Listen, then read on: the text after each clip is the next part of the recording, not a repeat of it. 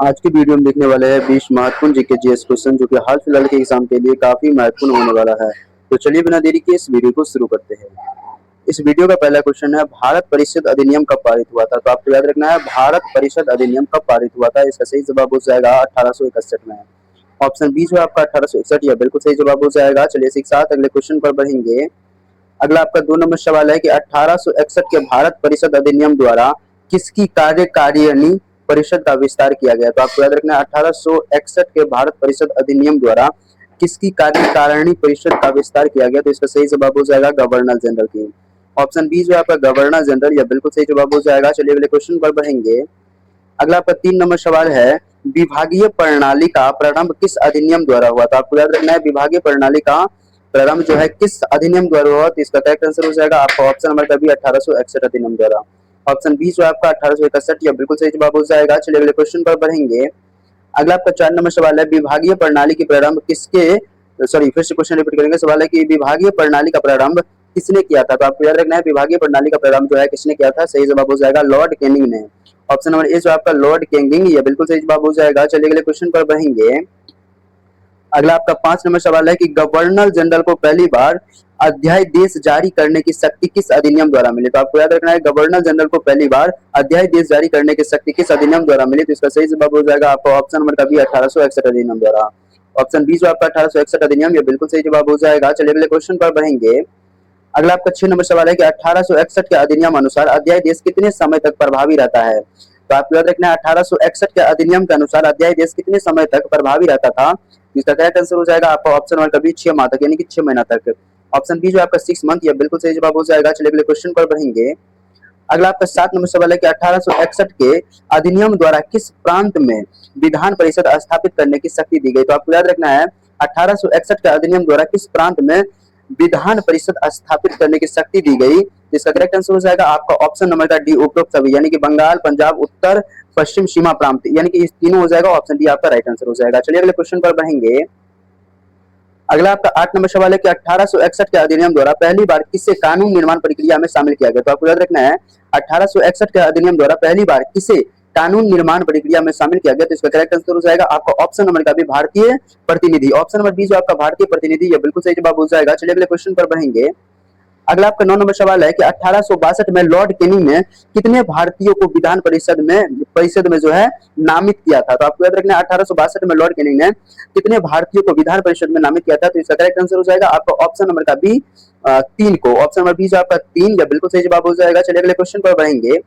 अगला आपका 10 नंबर सवाल है कि निम्न में से कौन 1862 में विधान परिषद में नामित भारतीय में शामिल था? तो इसका करेक्ट आंसर हो जाएगा आपका ऑप्शन नंबर का डी, उपरोक्त सभी, यानी कि बनारस के राजा, ऑप्शन बी है पटियाला के महाराज, और ऑप्शन सी है सर दिनकर राव। तो ये तीनों हो जाएगा। ऑप्शन नंबर डी आपका करेक्ट आंसर हो जाएगा। चलिए अगले क्वेश्चन पर बढ़ेंगे।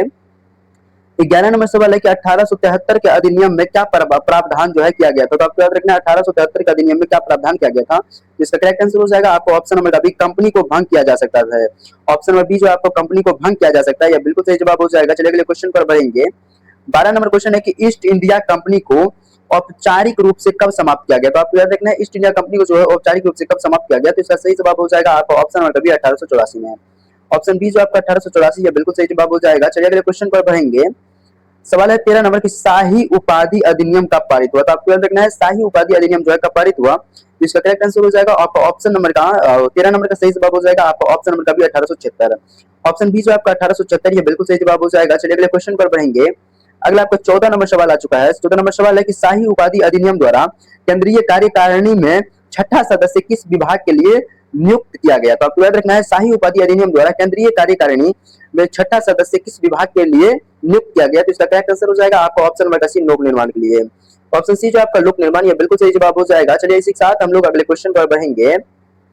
अगला आपका 15 नंबर सवाल है कि 28 अप्रैल 1876 को किसे भारत की सम्यागी घोषित किया गया? तो आपको याद रखना है, 28 अप्रैल 1876 को किसे भारत की सम्यागी घोषित किया गया? तो इसका करेक्ट आंसर हो जाएगा आपका ऑप्शन नंबर का ए, महारानी विक्टोरिया को। ऑप्शन ए जो आपका महारानी विक्टोरिया, यह बिल्कुल सही जवाब हो जाएगा। चलिए अगले क्वेश्चन पर बढ़ेंगे। अगला आपका 16 नंबर सवाल है कि भारत परिषद अधिनियम 1892 कब पारित हुआ? तो आपको याद रखना है कि भारत परिषद अधिनियम 1892 कब पारित हुआ? इसका करेक्ट आंसर हो जाएगा आपका ऑप्शन नंबर का सी, 1892 में। ऑप्शन सी जो आपका 1892, यह बिल्कुल सही जवाब हो जाएगा। चलिए अगले क्वेश्चन पर बढ़ेंगे। अगर आपका 17 नंबर सवाल है, सवाल है कि 1892 के अधिनियम द्वारा किस प्रणाली की शुरुआत हुई? तो आपको याद रखना है 1892 के अधिनियम के द्वारा जो है किस प्रणाली की शुरुआत हुई? करेक्ट आंसर हो जाएगा आपका ऑप्शन नंबर बी, अप्रत्यक्ष चुनाव की। ऑप्शन बी जो आपका अप्रत्यक्ष चुनाव, ये बिल्कुल सही जवाब हो जाएगा। चलिए अगले क्वेश्चन पर बढ़ेंगे। अगला आपका 18 नंबर सवाल आ चुका है। सवाल है कि 1892 के अधिनियम द्वारा सदस्य को किस विषय पर प्रश्न पूछने का अधिकार मिला? तो आपको याद रखना है कि 1892 के अधिनियम द्वारा सदस्य को किस विषय पर प्रश्न पूछने का अधिकार मिला? तो इसका करेक्ट आंसर हो जाएगा आपका ऑप्शन नंबर बी, बजट पर। ऑप्शन नंबर सी जो आपका बजट पर, यह बिल्कुल सही जवाब हो जाएगा। चलिए अगले क्वेश्चन पर बढ़ेंगे। 19 नंबर सवाल है कि 1892 के अधिनियम द्वारा सदस्यों को कार्यकारिणी से क्या करने का अधिकार मिले? तो आपको याद रखना है 1892 के अधिनियम द्वारा सदस्यों को कार्यकारिणी से क्या करने का अधिकार मिला? तो इसका करेक्ट आंसर हो जाएगा आपको ऑप्शन नंबर ए, प्रश्न पूछने का। ऑप्शन नंबर ए जो आपका प्रश्न पूछने, यह बिल्कुल सही जवाब हो जाएगा। दोस्तों यदि आप लोगों ने चैनल को अभी तक सब्सक्राइब नहीं किया है तो चैनल को जरूर सब्सक्राइब कर लीजिएगा, क्योंकि यह वीडियो का लास्ट क्वेश्चन है। वीडियो का लास्ट क्वेश्चन है कि 1892 के भारत परिषद अधिनियम की प्रमुख विशेषताओं में से कौन, सॉरी फिर से क्वेश्चन रिपीट करेंगे। सवाल है कि 1892 के भारत परिषद अधिनियम की प्रमुख विशेषताओं में से एक क्या थी? तो इसका करेक्ट आंसर हो जाएगा आपका ऑप्शन नंबर सी, अप्रत्यक्ष चुनाव की शुरुआत। ऑप्शन सी जो आपका अप्रत्यक्ष चुनाव की शुरुआत, यह बिल्कुल सही जवाब हो जाएगा। तो फाइनली दोस्तों हम लोगों ने 20 महत्वपूर्ण जीके जीएस क्वेश्चन देख लिए, जो कि आपका हाल फिलहाल के एग्जाम के लिए काफी महत्वपूर्ण था। रहने देते हैं आज के लिए इतना ही, मिलते हैं नेक्स्ट वीडियो में, तब तक के लिए जय हिंद जय भारत।